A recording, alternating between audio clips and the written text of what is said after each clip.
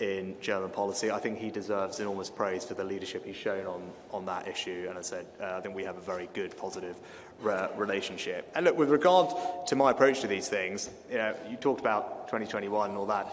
I was the Chancellor who oversaw the largest increase in the defence budget since the end of the Cold War, £24 billion.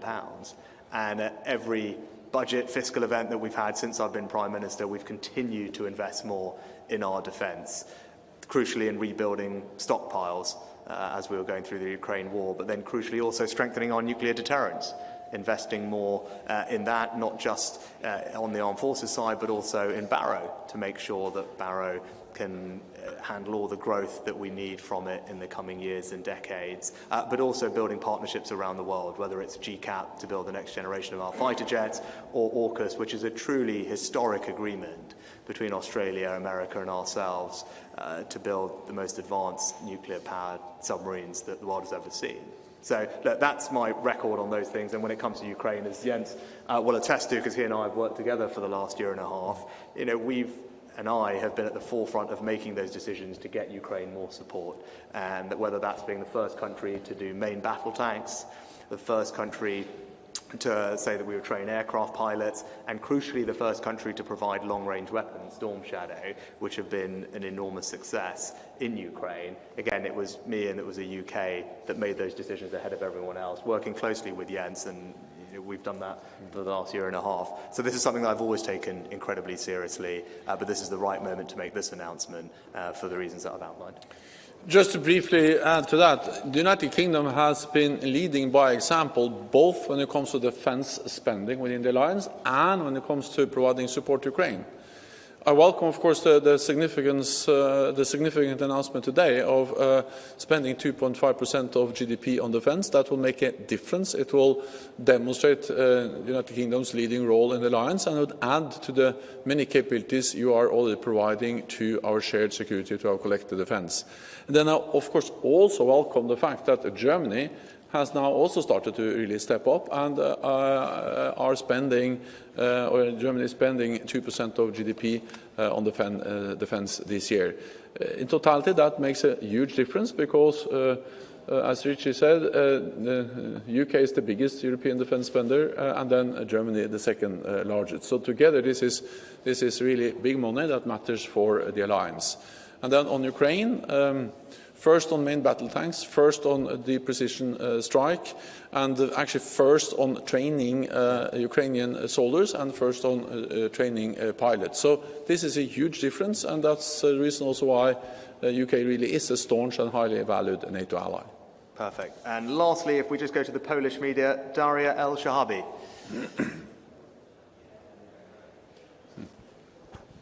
I'm not Daria, but I'm Karol Kostrzewa, Polish press agency. I would like to ask, are there any talks in NATO countries about expanding the nuclear sharing program? Thank you very much. Spending? I didn't get the program. Nuclear sharing program. Oh, sorry, so expanding. No, there are no plans to expand the NATO sharing arrangements, no plans to deploy any more nuclear weapons in any additional NATO countries. Perfect. Thank you all very much for your time. I look forward to meeting some of you in a little bit. Come on, yes. Thank you.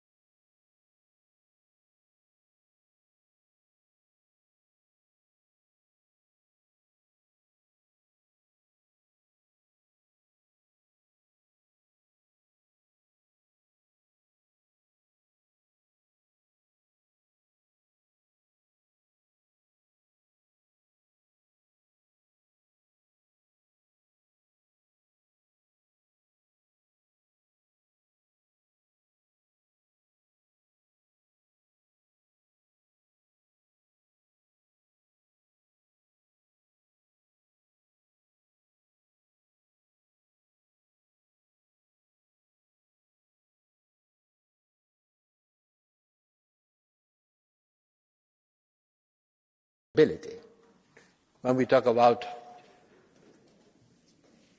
a strategic responsibility, it means that we have to take our part.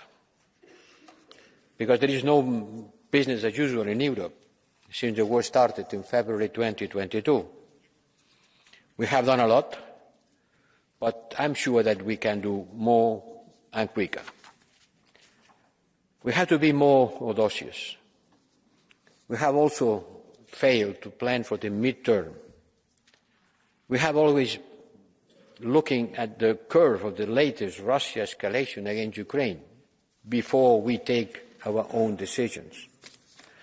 And I said several times, and I have to repeat today in the last session of this Parliament, unhappily, this is a war of attrition.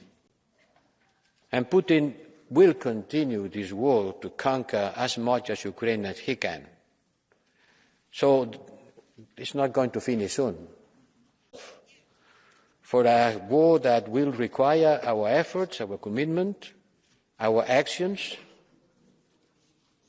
we have to continue supporting Ukraine, but not only by words, and not only for tomorrow, and maybe not only for next year. Our commitment to support Ukraine, who is fighting for our values and their, will require unprecedented actions. It will require more boldness. And the topics of today is one example. At the beginning of the full-scale invasion, we immobilized, together with our G7 and members and other partners, the assets of the Russia Central Bank. We immobilized these assets. These assets are today being managed by the Central Securities Depositories and generate extraordinary revenues, because the interest rate has increased a lot, so this capital is providing much bigger revenues. After long discussions, after studying carefully the rule of law that can be used in order to assess what we can do and what we should not do, we reached the conclusion that these extraordinary revenues could be used to support the immediate needs of Ukraine to defend itself. And how to do that? Well, I have to confess that this has been an uncharted territory, and we need to innovate. We decided to pursue the goal of using these revenues for the support of Ukraine with a stepwise approach. In the first steps, adopted by the Council in February, we introduced rules for the Central Security Depositories that generate these revenues, to keep them aside, to identify them, to keep them aside, and account for them separately. And these revenues, now they are on separate accrue accounts. We expect this mechanism could provide approximately €3 billion annually. And in addition, we increased the legal certainty by making clear that these revenues don't belong to Russia, since they are not sovereign assets, but make clear difference between the capital and the revenues. I am talking about the revenues. And now we are advancing with the next step. A month ago, as High Representative, which are entitled by the treaty to make proposals to the Council, I proposed to the Council to use these revenues to support Ukraine with military means through our European Peace Facility. And in order for you to clarify which was my proposal as High Representative, supported by the Commission through a Council regulation, I want to stress three main points here. First, Ukraine urgently needs weapons and ammunition to defend itself and its people against Russian missiles, drones, glide bombs, and constant attack. We initially envisaged to use these revenues to support Ukraine's recovery and reconstruction. But I think that before thinking on reconstruction, we have to think about avoiding destruction. antes de que reconstruir, tenemos de pensar en evitar la destrucción.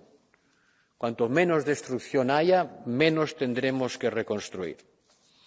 Solamente en la región del Donetsk, que está parcialmente ocupada por Rusia y donde su ejército está presionando diariamente, hay ciudades que ya no existen, han sido borradas del mapa. Barinka, Budelhar, Bakhmut. Más de 100.000 estructuras residenciales han sido destruidas. Y por eso he propuesto al Consejo que el 90% de estos ingresos, de estas rentas, sean dedicadas a aumentar la ayuda militar a Ucrania para evitar más destrucción. Lo haremos a través de la European Peace Facility, que, como ustedes saben, ha sido utilizada desde el principio de la guerra para apoyar a Ucrania con ayuda militar, y el otro 10% será asignado al presupuesto de la Unión para medidas de reconstrucción y medidas de apoyo a la industria de la defensa, porque, como ustedes saben, hasta que no haya mejor criterio, el presupuesto de la Unión no puede ser utilizado para comprar armas. Y por eso diseñamos la European Peace Facility, que no es parte del presupuesto de la Unión, sino de un fondo intergubernamental que no está sometido a esta limitación. Segundo, quiero reiterarles que esta iniciativa se refiere solo y exclusivamente al uso de las rentas generadas por estos activos inmovilizados, no a los activos en ellos mismos, no al capital, sino a la renta producida por este capital. Podemos pensar otras acciones, pero de momento creemos que esto es algo que se sostiene legalmente y que, por lo tanto, podemos coger estos ingresos, estas rentas, y asignarlas, como les he dicho antes, 90% a la European Peace Facility y 10% al presupuesto de la Unión. Y, finalmente, esta iniciativa ha sido tomada en plena coordinación con los otros Estados del G7, en cooperación con nuestros socios internacionales. Esta propuesta ha sido elevada al Consejo a través de una Council Decision Proposal, propuesta por el alto representante, que es quien puede hacerlo, de acuerdo con el tratado, y acompañada de una Council Regulation, es decir, de una propuesta conjunta de la Comisión y de mí mismo, para ver de qué manera esta decisión, si se adopta por el Consejo, puede ser aplicada. El Consejo las está discutiendo. Espero que su discusión se acabe pronto, porque necesitamos estos recursos para seguir manteniendo nuestra ayuda a Ucrania en un momento decisivo de la agresión de Rusia. Muchas gracias. Paljon kiitos, arvoisa korkea edustaja. Ja seuraavaksi annan puheenvuoron ryhmien edustajille. Ensimmäiseksi EPP-ryhmän nimissä puhuu edustaja Andrius Kubilius. Olkaa hyvä. Dear colleagues, every day brings new damages to Ukraine, the amount of which goes far beyond the 400 billion euros. Russia needs to pay fully for those damages. The victory of Ukraine demands a Western annual military support up to 100 billion euros. According to Vice President Borrell, the measures on Russian assets currently on the EU table allow to generate only around 3 billion euros per year, while frozen Russian financial assets amount to nearly 300 billion euros. That is why the EU should use the internationally recognized instruments of countermeasures, enabling member states to seize all the frozen assets, not only the profits or revenues